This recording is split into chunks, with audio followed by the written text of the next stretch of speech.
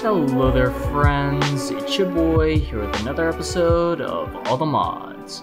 In the last episode we set up our blood magic cobbleworks, but in this episode I think we are going to improve upon that because I did have one complaint, and that was that cobbleworks is really slow, which it is. But I have an item in my inventory right now that can speed that up called the acceleration wand, and this thing is sort of self-explanatory, so let's go ahead and put some oak wood into this machine, and that's going to smelt up some charcoal and it's going to go sort of slow. But as soon as we shift right click with this acceleration wand, that energy bar is going to go way down and this is going to make a ton of charcoal because this acceleration wand is speeding up the game ticks on whatever block we shift right click on. And this thing works on a lot of different blocks, so it'll work on this pumpkin. We can make it like insta-grow the pumpkins, and we can make it grow sugarcane really fast. It's worked on pretty much everything I've tested it on, except for Ender IO machines for whatever reason. But I did test it out on our ritual of the crusher and our cobbleworks, and it worked out just fine, and it sped up our ritual. So we're going to use one of these mechanical users to sort of fake like we are right-clicking with the acceleration wand. So we're going to point that downwards into the master ritual stone, and then if we set this to use item on block, we put our acceleration wand in there, it's going to use this acceleration wand on the master ritual stone and speed up the game ticks on that. So that means that this ritual is going to break blocks a lot faster. You see, as soon as blocks are getting placed, it's breaking them. So this pretty much solves our problem with this ritual breaking too slowly, which is awesome, but we are going to need to set up a bit of a recharging system for this because the wand is using up RF. Every time it right clicks with the wand, it's going to use 100 RF. And also make sure that your wand is on fastest mode. There are 3 different modes: fast, faster, and fastest, but there's no extra cost to using fastest, so there really isn't a reason you shouldn't. So whenever this wand gets down to low enough RF, we're going to need to extract this and recharge it, and so we're just going to extract it with some item conduits. So we'll place one down, and we are going to put an advanced item filter in there. This is going to allow us to match meta and NBT data, which is perfect because that is going to allow us to specify how much RF it should be at whenever we take it out. So let's set that to in-out mode actually, and we still have that filter in there, and we do have to wait for this wand to actually run out. And we'll set that to the purple channel as well, and then we'll hook it up to this line, and we're going to hook this up to our power cell right here. So we can also set our power cell to in-out mode, and we will insert on the purple channel, and we will also extract on the purple channel. And I actually just realized that these power cells don't interact very well with conduits, so I'm going to place a capacitor bank there, same thing, and on purple, and we'll place that filter in there as well. And you can extract and insert items into this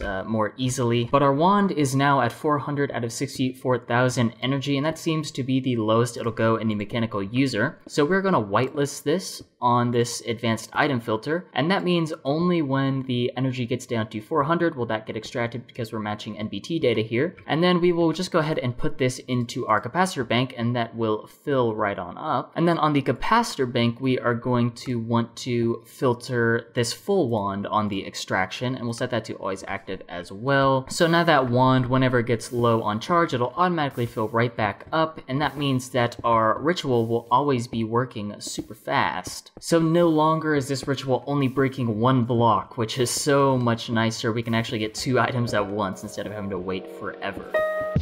Oakley dokley. So now that we have our cobbleworks all fixed up, let's get into the meat and potatoes of this episode, which is going to be the calculator mod. So we're going to put it in this little house here that's been unused for a while. Now the calculator mod is a tech mod with quite a few items in it, but a lot of this stuff we're not actually able to make because you need like end materials and nether stars and stuff like that, stuff we do not have. But there is one specific item that we want, and that item is going to allow us to never actually have to eat again. So to begin with the calculator mod, we are going to need a calculator, and this is going to be the most basic of calculators, and we're just going to make a few of each item because I know I'm going to need a ton of these. So we will grab this calculator, and I also went ahead and made another power cell that we can put in here, which will be nice to have, so that'll fill up. And we need that because we actually need to fill up our calculator with a bit of RF to do any crafting with it. So we can take our calculator and right click to bring up the GUI, and essentially this is just a crafting GUI. So it's going to take one item and add it with another item to make another item. I said item a lot. But for instance, if we take some stone, any sort of stone, and some oak wood, that is going to create some reinforced stone. So we're going to take a lot of that because I know I'm going to need it. Also, another thing we're going to need is some gold and redstone, which is going to make enriched gold, and we'll make half a stack of that as well. Also, if you just click this equal sign and you have JEI, which you probably should, that's going to bring up all the crafting recipes you can do with the basic calculator here. But there are a lot of items in this mod, and you can see that that there are not a lot of items we can actually craft with this basic calculator, so we're gonna have to upgrade calculators here, and we're gonna be upgrading to the scientific calculator, and you see that we need that enriched gold and reinforced stone. So I brought over one of these powered furnaces so I wouldn't have to run back and forth to actually smelt this enriched gold, because once you do smelt it, it's gonna give you these enriched gold ingots that we need in order to make this scientific calculator, which does require RF just like the basic calculator, and it's gonna hold twice as much RF, and also the calculators take up RF whenever you do a crafting operation, so just opening them up and looking at them doesn't actually take up any RF. So this scientific calculator has some different recipes that we can do. So this scientific calculator has some other recipes that we can do, which is nice, but what we're looking for right now is this amethyst sapling here. Specifically just amethysts in general, but we can make the amethyst sapling as well. So if we look at how to make an amethyst, we need a bunch of these smaller amethysts, which we get from a stone separator and some lapis. And I happen to know that we are going to need to use our basic calculator once again in order to get some of this reinforced iron, and we'll make a little bit of that.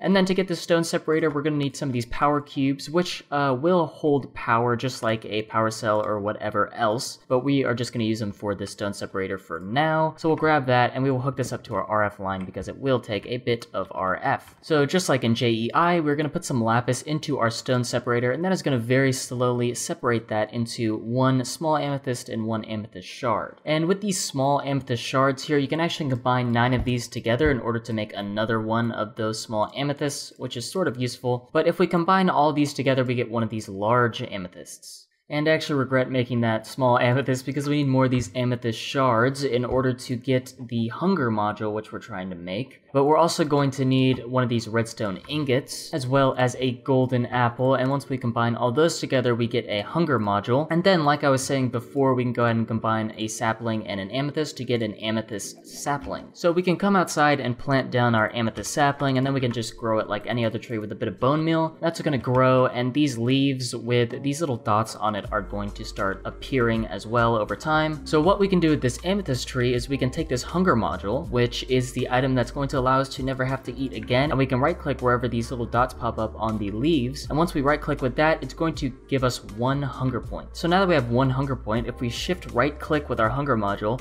you're going to see that our hunger went up right there. It went up a half a chomp, and it also gave us 3 saturation bars, which is sort of nice. So if we just keep harvesting up these leaves whenever they spawn, and then we can just shift right click whenever we want hunger, that's going to fill up our hunger bar anytime we shift right click. And so this is basically just free food as long as we have a few hunger points in our hunger module. But it is sort of annoying to have to come over and right click on all these leaves, and we're going to have to keep coming back and doing this, which is almost just as annoying as getting food. But there is thankfully an item that we can actually harvest hunger points with.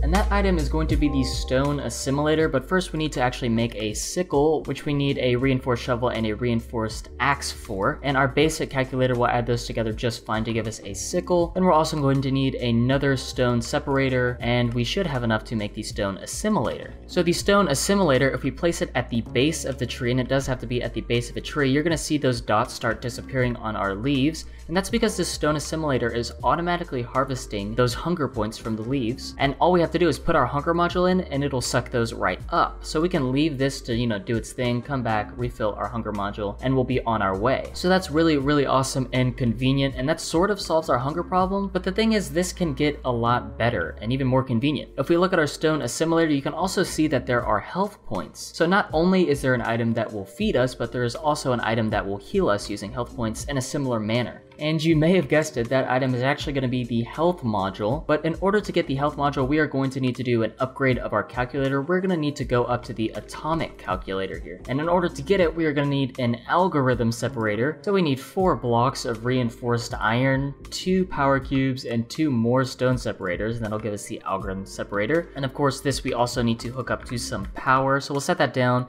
And this works very similarly to the stone separator, except in the algorithm separator, we're actually able to use blocks of lapis, and we can get those big tanzanites instead of just making those small ones, but we do need some of the small ones, so I'm going to go ahead and cook up some regular pieces of lapis, which we're going to use in order to get our new fancy atomic calculator. So we need some of these atomic modules, some of these advanced assemblies, and then we're able to make an atomic assembly and therefore an atomic calculator. So unlike the other calculators, this atomic calculator is actually a block, so we place it down and this is how we craft with it. And this calculator also uses no energy, so we don't have to charge it like our scientific and basic calculator. But there's also another item that sort of combines the functionality of all of these calculators, and that item is going to be the dynamic calculator. So we craft that up using our atomic calculator, and we're going to place this one down just like our atomic calculator. And you can see we have all 3 crafting GUIs in one, and also this calculator is not going to take any energy. So it's the scientific, basic, and atomic, no energy, in block form, which is very nice. But to get our hunger module, we are going to need some flawless diamonds. So we need to make some atomic binder and also gather up some diamonds. So we put our atomic binder in the middle and diamonds on either side. I think these are actually shapeless, yeah. So we put that into our atomic slot, and that'll add it together to make some flawless diamonds. And so that will go right in there with some more tanzanite to get us a health module. And also while we're at it, we may as well get the tanzanite sapling, just like the amethyst sapling. So it's made the same way, just with atomic binder, because it's sort of a tier up. So we can come over and just place down our tanzanite sapling, and we're gonna place it pretty close to this amethyst sapling, and then we can just bone meal that right up. And that's gonna grow just the same. It's going to create leaves that we can then right click to harvest up some health points. And then whenever we want to use these health points, all we have to do is just shift right click, and each health point will give us half of a heart. Well, that didn't really work. I don't think it works very well with our extra hearts though, because it's not actually giving us any. It's using up the health points, but it's not giving us any hearts. But I don't think this will really be a problem in the future. And I do actually want to show you something kind of cool. So if you place the trees close enough together, this stone assimilator is actually going to harvest both of the leaves. So the tanzanite tree is close enough to the amethyst tree to where it's harvesting both of the leaves, so we don't have to get 2 separate stone assimilators. So this way of gathering health and hunger points is definitely passable. Although it is sort of slow, we could speed it up with the same acceleration 1 sort of method we did for our cobbleworks, but those are very, very expensive. They take 2 wither stars each, and I don't have that kind of a wealth yet. So instead of doing that, we're actually going to convert items into health and hunger points instead of generating them passively using these trees.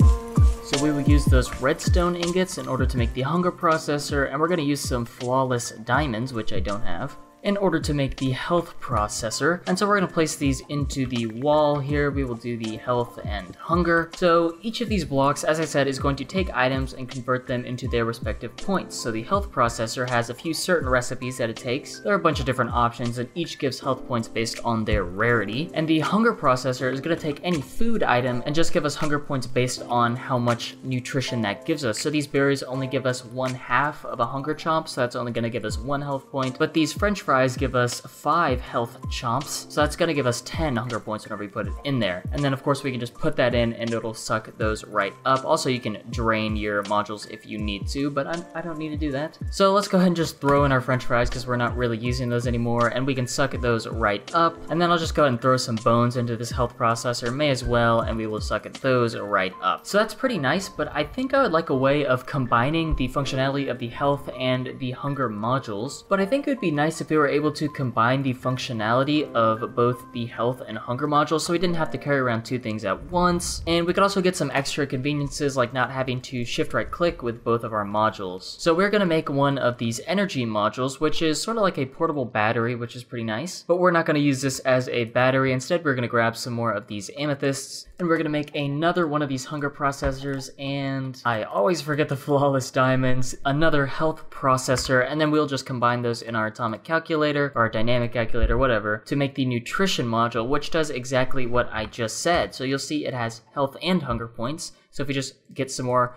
hunger points in our processor, I'm just going to completely drain this, may as well. Our nutrition module is just going to suck those right up. And then we can do the same exact thing for our health module. So let's get rid of those and put the nutrition module in, and it's going to store both. But I think the best part of this nutrition module is that we don't actually have to shift right click. It's going to automatically sort of use itself. So if we start running around, whenever we get hungry and lose one little pork chop thing, as soon as we jump, it should actually do it. It's going to, oh, there we go. It's going to refill our hunger bars you just saw there. And the same thing goes for the health points. So if we run up to these zombies and we start taking damage, hey, start hitting me, please. These zombies really don't want to hit me. I thought they'd want to let their anger out over being enslaved for this long, but I think I'm just going to step into this lava, to be honest. But you'll see we're taking damage, but we're instantly regaining it. And that is using up our health points every time we take fire damage. You see that's going down and it's healing us up 1/2 heart. And the nutrition module will only work whenever you take damage, so if you already have some hearts taken away and then try and put the nutrition module in your inventory, it's not actually going to do anything until you take a damage. But that is a whole lot nicer than having these two modules, so we can just put these in there because we're not really going to be using them. So the only thing really left to do is to go ahead and get some items to put into these health and hunger processors, and what I am going to use is wool. I'm going to need wool for some other things later on, so I think it would be good to start up a sheep farm and use a bit of that wool for the health processor. We can also use the mutton that sheeps drop for the hunger processor, and then we can also use the leftover wool for our future plans. But instead of breeding sheep and having them go through their natural life cycle, I think I'm just going to spawn them out of a little cage, and soul shards is absolutely perfect for that. Oakley dokley. So to get started with soul shards, we're first going to need to make a soul shard, which makes a lot of sense. So you need to make this multi-block with obsidian and quartz and some glowstone, and then right click with a diamond. That's gonna break and it's gonna put a soul shard right in your inventory, and it's gonna be unbound for now, and that's going to stay that way until we kill a mob. So it's gonna be the first mob that we kill. So here is a healthy looking sheep to slaughter. So whenever we kill that sheep, it's going to give us 1 kill onto our soul shard, and whenever we kill another, it's going to give us another kill. So the more kills we get, the higher our soul shard is going to upgrade, and you can see how many kills you need for each type up in JEI. So 1024 is for tier 5, and that's the one we're trying to get to. So that's going to be a lot of sheep to kill, but we can actually kill half the amount of sheep if we make a certain sword, and that sword is going to require a little bit of vile dust, which you get by just smelting some soul sand, as well as a little bit of corrupted essence, and that's just a simple crafting recipe, so we'll make quite a bit of this, because we can put these together with a little bit of iron and we can make corrupted ingots. So we will just make a ton of those because we're probably going to need multiple of these swords, which are the vile swords. So the special thing about this vile sword is whenever we kill a mob, this sheep looks like it will do, whenever we kill this sheep, instead of just getting 1 kill, we're going to get 2 kills. And so to actually start spawning mobs, we do need to at least get up to a tier 1 soul shard. So that means we have to kill 32 sheep in total, and I think there are enough sheep in this plains that I can slaughter.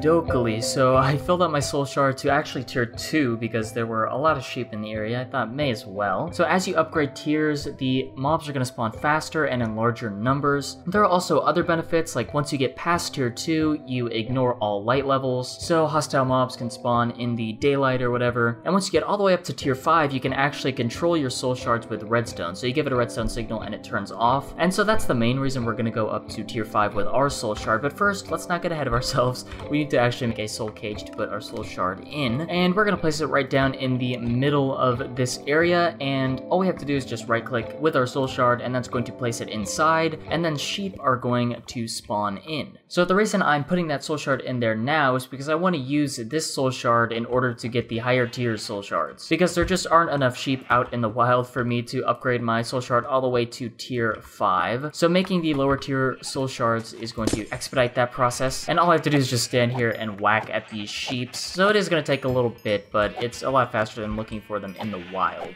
Oakley dokley. So we got our tier 5 soul shard now, so I'm going to take this one out. And I did upgrade this soul shard to a tier 3, and that was just to make it so that the sheep would spawn a bit faster. And they are spawning faster than I could actually kill them, which was nice. So it didn't take me too long to get the tier 5. And also just shift right clicking with an empty hand on the soul cage will give you the soul shard back, so that's not lost. Another thing you can do is just put this in your crafting grid and it'll create an unbound soul shard, so you can use that at any time with a different mob. So now we're able to just pop this baby right in there, and that's going to spawn a ton of sheep, and it's gonna spawn them pretty quick. Yeah, okay, we need to slap our lever on this, and as I said, you can control the tier 5 with redstone, so we can just flip a lever and that'll turn the spawner off. Also, another benefit with these higher tier spawners is that you don't need players around for them to work. So the lower tier soul shards are going to follow the regular Minecraft spawner rules. There needs to be a player within 16 blocks for it to work, essentially, but these will not. So now that we have the sheep spawning, we need to actually kill the sheep in order to get their wool and their mutton, and I believe for that we are going to be using some reliquary. So reliquary adds a bunch of miscellaneous sort of useful items, but what we're looking for is the pedestals. So we're going to make some of these display only pedestals, but we're going to turn those into some regular pedestals by putting some diamonds around them. And so the cool thing about these pedestals is that whenever you set them down, they're actually going to have some sort of functionality. So I'll put down this pedestal, and then I can put an item inside, and certain items will do things. So I'm going to put a sword inside, then I'm going to flip this lever, and I have to right click on this dot to make this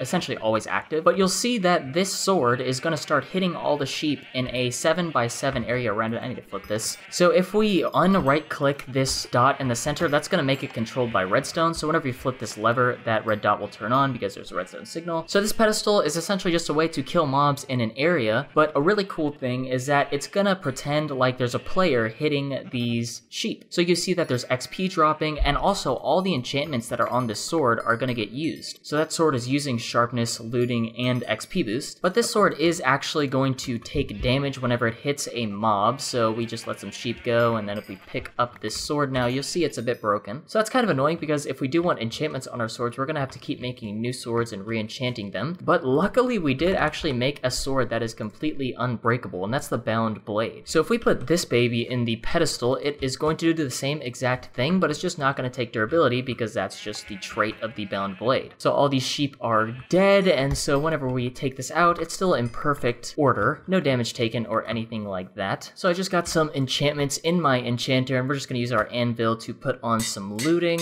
some XP boost, and some fire aspect.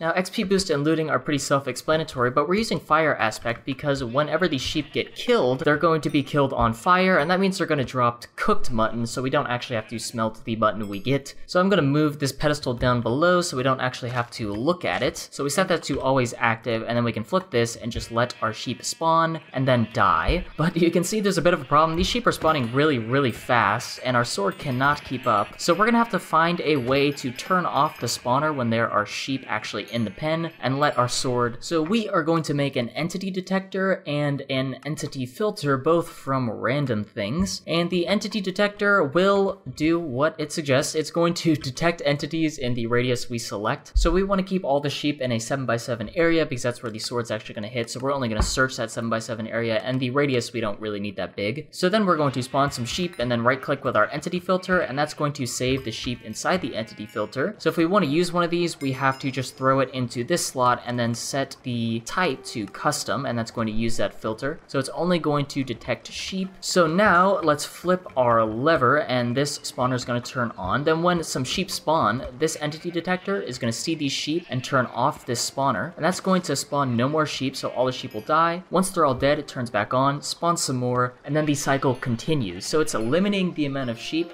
to one spawn cycle, and then those guys are going to walk around until they get killed. So that's real nice and all, but right now we aren't getting very much wool from every sheep because they're only dropping one, so we're getting a ton of mutton and not a lot of wool. So it'd be nice if we were to shear the sheep before we actually slayed them. And luckily, Reliquary has got us covered yet again, so we're going to set down a pedestal, and I'm also going to take out this sword, or I'm just going to deactivate it rather, just so the sheep don't die, and I'll activate this one and put a pair of shears in, and now whenever we spawn sheep, you're going to see that those shears are going to shear the sheep. So this way we're getting more wool from the sheep than just one piece. But the problem is that these shears are going to take damage just like the sword did, so it'd be nice if there was a pair of shears that didn't actually take any durability damage whenever we use them. So if we just spawn some snowmen and then slay those snowmen, there is a chance that it will drop there we go, a frozen core, and so we can use that to make some shears of winter. Now these things are sort of interesting. If we actually just hold right click, there are going to be a bunch of particle effects, and whenever we look at these sheep are going to get sheared in an AoE, which is actually pretty cool. But the coolest part is that these shears don't actually take any durability whenever they're shearing sheep. So if we put them in our pedestal, they are going to last forever. So now we have an unbreakable sword and unbreakable shears. Oh my goodness, pink sheep. So that means we don't have to worry about recrafting any of our items, which is really awesome. So the only thing left to do really is pick up all this XP and all these items just laying on the ground, and we're going to use reliquary again. So we are going to make a coin of fortune, which takes a lot of sort of rare items. These bat wings are a pain to get,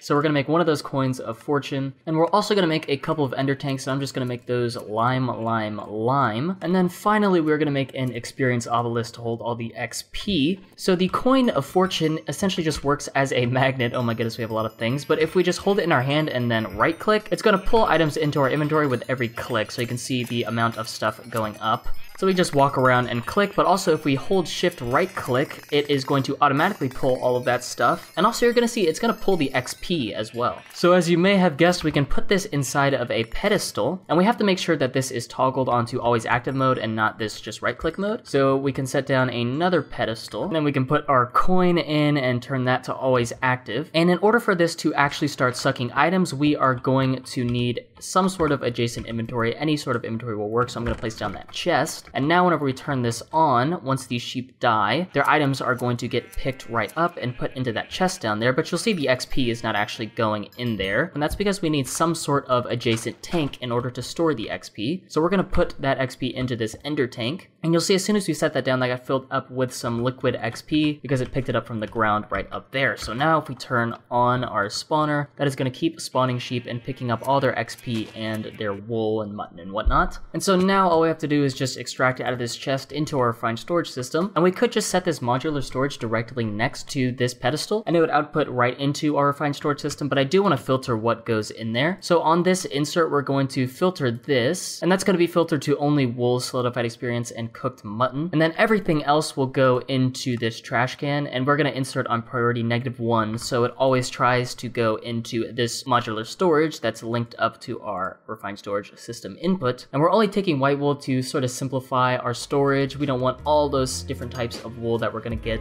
And so that should now be set up. If we flip this, everything should just get sent right over to our base. So we should see this experience obelisk going up, which we do, which is great. And also our mutton and wool numbers should go up, which I believe they are, yep. So yeah, everything seems to be fine and dandy when it comes to our actual sheep killing and shearing, which is absolutely beautiful.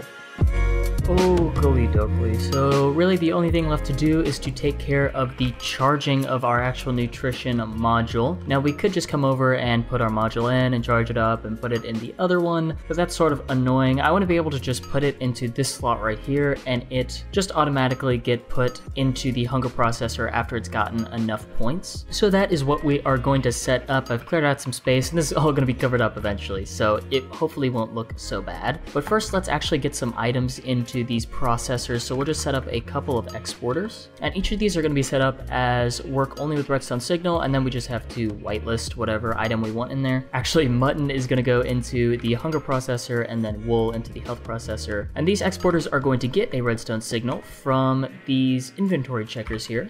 So we'll place one of those down, and we're going to specify that we're looking for a nutrition module in slot 1. And slot 1 is this minus slot right here, so that's where we actually put our module in. And now that that's in there, we have a redstone signal, we take it out, and it turns off. So whenever we put our module in there, we want it to just sort of sit in here and suck up all the points that are already in this processor. So to do that, we're going to delay this redstone signal a little bit by using a sequencer. So we'll set that down, and we'll set the delay to like 200. That's about 10 seconds, which is pretty good. So it'll start off as nothing, and then it will go to 1, and we'll also just set that to once too, may as well. So for 200 ticks, this is going to be off, and this little module is just going to sit here in this health processor getting points, and then for 200 ticks it will turn on, and when it does turn on, we're going to lead that up into this block, which will give this exporter a redstone signal, meaning that is actually going to work. It's going to do its thing, it's going to export. But also, whenever this redstone signal turns on, we want to take this nutrition module out and put it into this hunger processor here. So we're just gonna set up some conduits down below. But before we can actually set up conduits, we do need a wrench from the calculator mod. So if you make a reinforced pickaxe and also a reinforced sword, and then we combine those in our basic calculator, we're gonna get a wrench, and with this you can toggle the sides of the processor. And that's because we're gonna need to change this to the black side, because whenever it's on the black side, it's going to insert an output from this minus slot. So let's actually extract this, and we'll set that to active with signal, so only when this is on. And we'll just insert that over here, but we also want to turn that to the black side so it will insert into the minus slot where we actually want the module. And of course we do need to set that to insert. And actually we're gonna set this to in out, and we'll set that to extract on the brown. Now there is a bit of a problem right now, and that's that this processor, when it's in this slot, is not gonna be able to be extracted if it's actually charging up with these points. I don't know why it's like that, but whenever it is charging up with the points, it never seems to extract. I don't know if that's true of the health processor, but it's definitely true of the hunger processor. So we're gonna need to give a little bit of delay to give our conduit time to actually extract. So we're just gonna set up a couple of repeaters, and 2 repeaters delay is gonna be plenty. And then we just have to change up how this redstone is like